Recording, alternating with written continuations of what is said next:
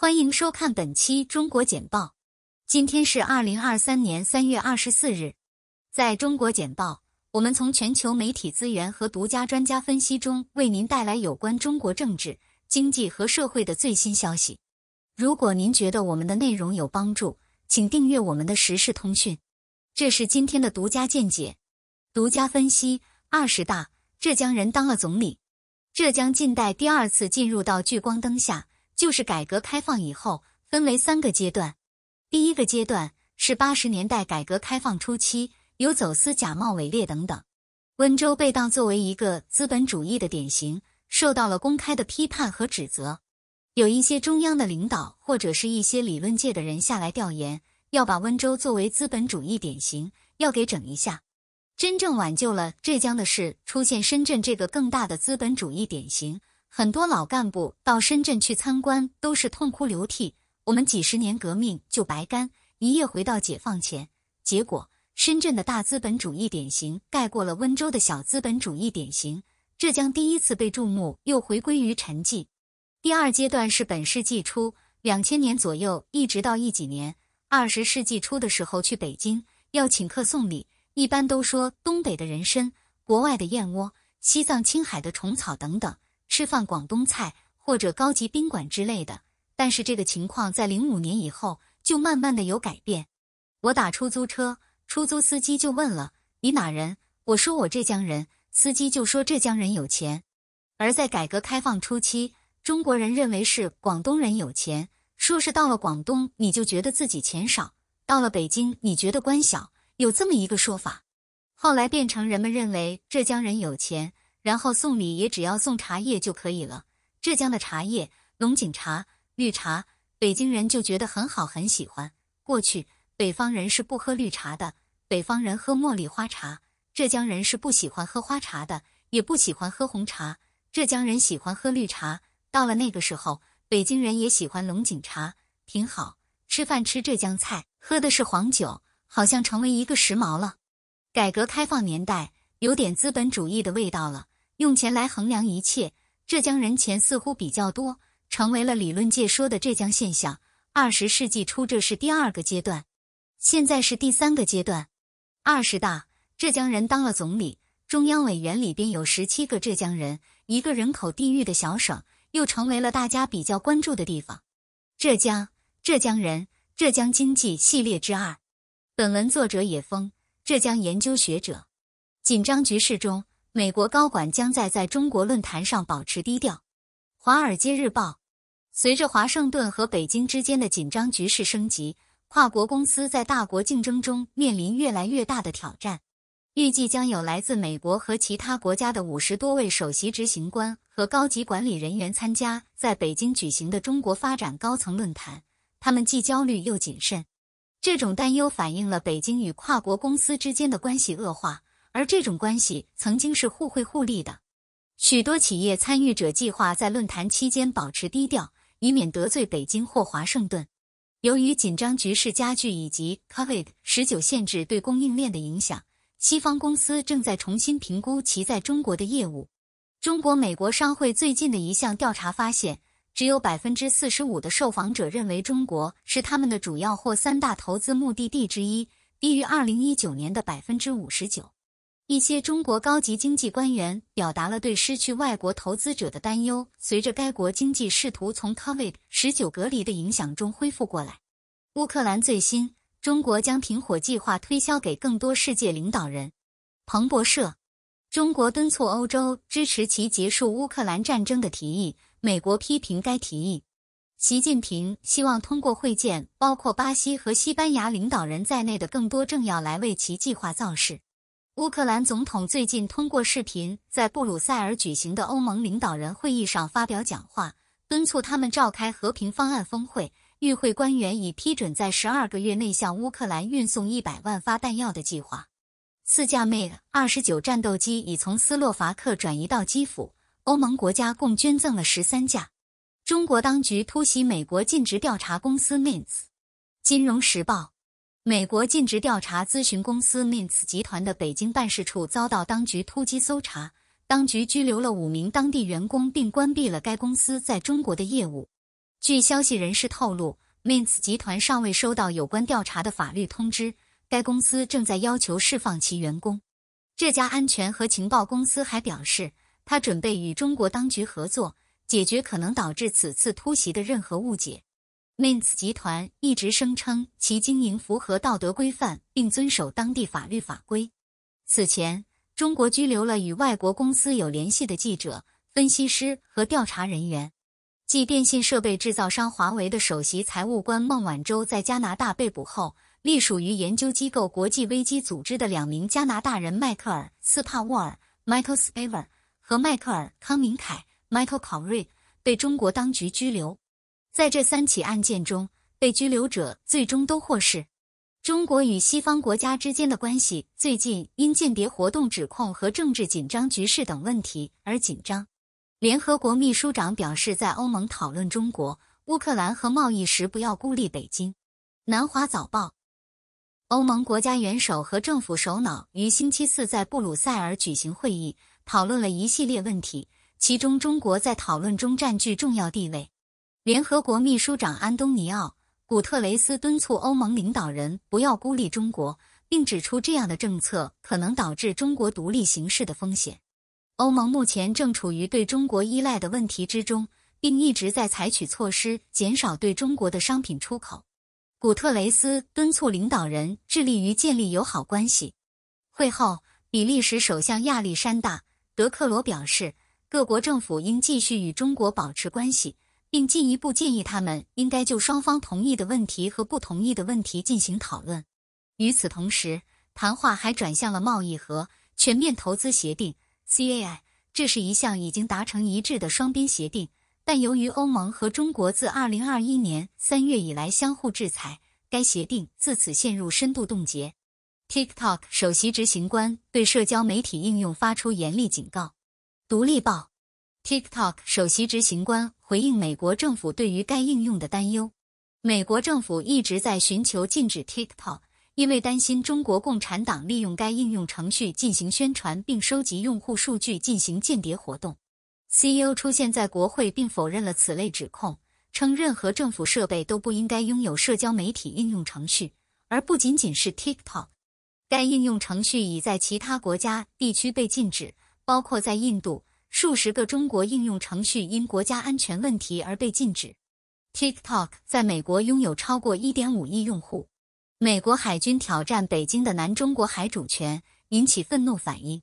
美国有线电视新闻网。美国海军的一艘导弹驱逐舰米利厄斯号在航行自由行动 For Now 中航行穿过西沙群岛附近北京宣称拥有主权的水域。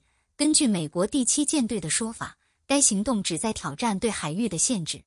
中国、台湾和越南强加的无害通过。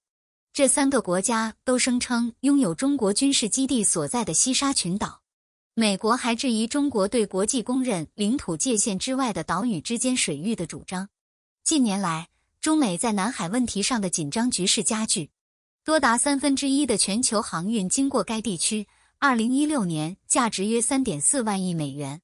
中国在该海域的大部分地区进行频繁的军事演习，并常驻海警和渔船。邻国表示使他们处于危险之中。中国对米利厄斯号航空母舰的出现做出愤怒的反应。国防部发表声明称，这次行动是对北京主权和安全的严重和非法侵犯。香港政府宣布措施吸引富有的家族办公室。路透社。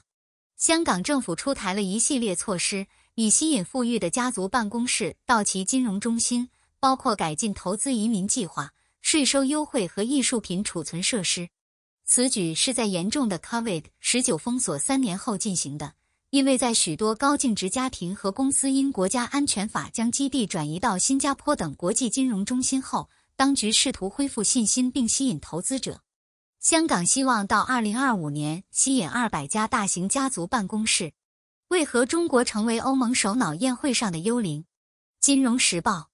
欧盟领导人在整个峰会期间都在讨论中国问题，但官方记录并未显示会议取得的成果或讨论的内容。欧盟必须平衡与中国的关系，中国是欧盟及其第3大出口市场的重要进口商品来源。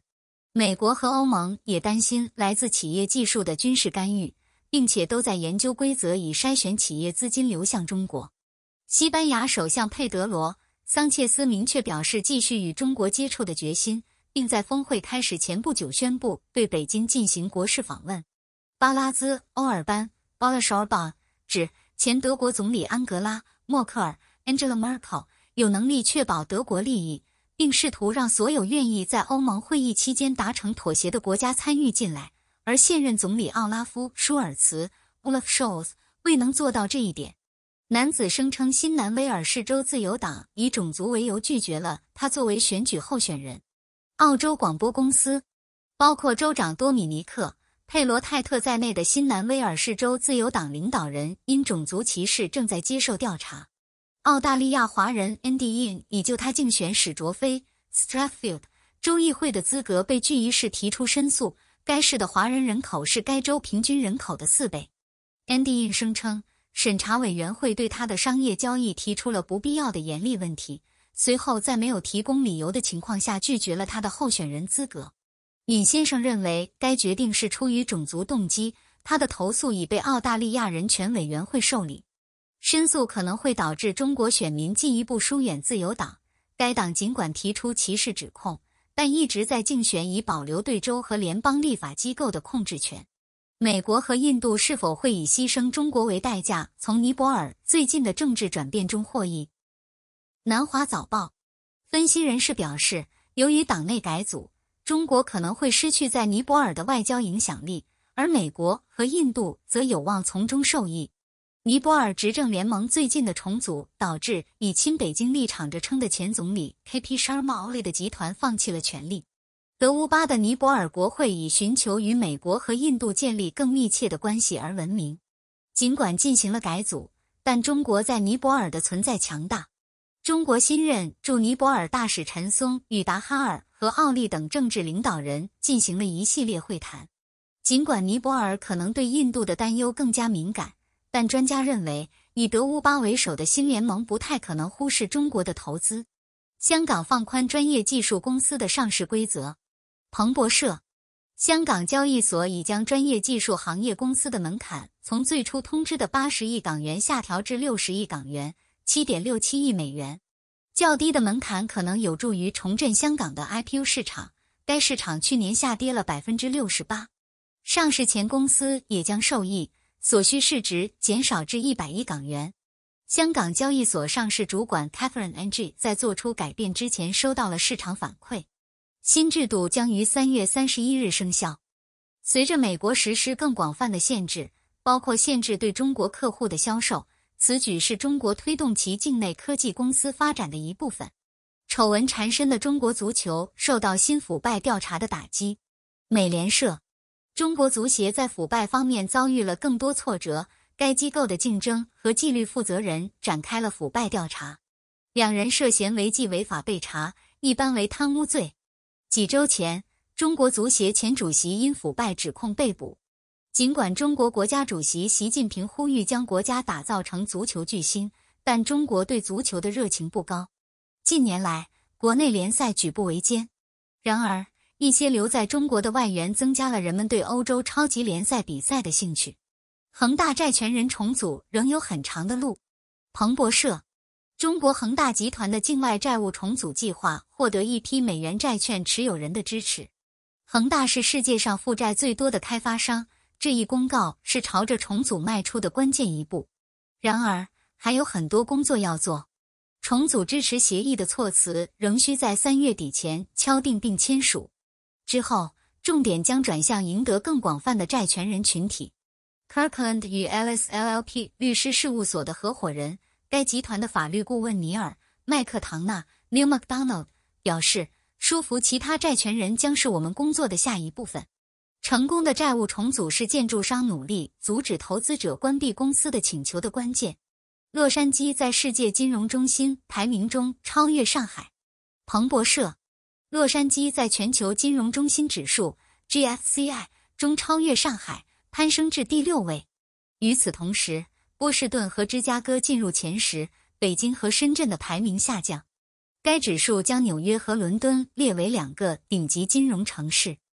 新加坡保持第3名，而首尔以第10名的成绩进入前10，而巴黎则退出。数千名金融专业人士在问卷中的回答决定了排名。美国在中国、俄罗斯影响力大的非洲争夺影响力。彭博社，在与中国和俄罗斯的竞争日益激烈的情况下，拜登政府正在加紧努力建立美国在非洲的影响力。副总统卡马拉哈里斯将访问非洲大陆，计划在加纳、坦桑尼亚和赞比亚停留。他追随最近访问非洲的财政部长珍妮特·耶伦和国务卿安东尼·布林肯的脚步。去年12月，拜登总统在与非洲大陆领导人举行的峰会上承诺向非洲提供550亿美元的一揽子支持计划。中国是非洲最大的合作伙伴，今年贸易额将超过2600亿美元。这包括古河里，非洲拥有大量供应。由于借款人的价格过高，美国领导人呼吁注意偿还中国贷款的困难。美国还寻求通过国际货币基金组织增加对非洲中低收入国家的贷款。菲律宾就海上争端与中国外交官对峙。美联社，据一位官员称，菲律宾已就中国在南海争端中采取的一系列咄咄逼人的举动召见了中国外交官。不断升级的冲突还涉及美国，引起了美国官员的担忧。最近的一次事件发生在2月6日，中国代表团正在该地区与菲律宾同行举行会谈，主要讨论领土争端。华盛顿在南中国海没有主权声索，但已派遣船只和战斗机回应中国在该地区的广泛声索。菲律宾总统罗德里戈·杜特尔特去年突然终止了美国军事协议，该协议允许美国军事人员进入菲律宾的6个指定区域部署部队和装备。今年1月，拜登政府表示，美国将进一步加强其在亚洲的存在，理由是对中国的行动深感担忧。中国新任总理李强启动支持私营部门的运动。南华早报，中国新任总理李强重申了中国支持私营部门和保持开放世界方针的计划。这是李强作为总理首次访问出口中心广东省。他告知中国和海外的企业家，政府打算创造一个有利于商业的环境和政策，以鼓励先进制造业的发展。近几个月来，中国面临一系列挑战，包括经济疲软、出口下降和严厉监管，这些都影响了该国的主要科技创新者。随着与美国的紧张关系加剧，中国公司为获准获得美国的技术进步，李强敦促企业从生产重心转向创新重心，从产品重心转向品牌重心，推动技术自主，中国创造、中国产品，从中国制造走向中国创造。通过中国简报了解全球与中国相关的最新消息、分析和政策简报。我们的团队汇总、综合和总结来自各种来源的最重要信息，包括媒体、智库、政府机构和行业专家。我们的使命是为您提供易于访问且非常有价值的信息，这些信息是根据您的特定兴趣领域量身定制的。我们了解与中国相关最新发展的重要性，并旨在让我们的读者能够理解这些信息。访问我们的网站 http://6do.world， 加入对话并了解与中国相关的最新消息。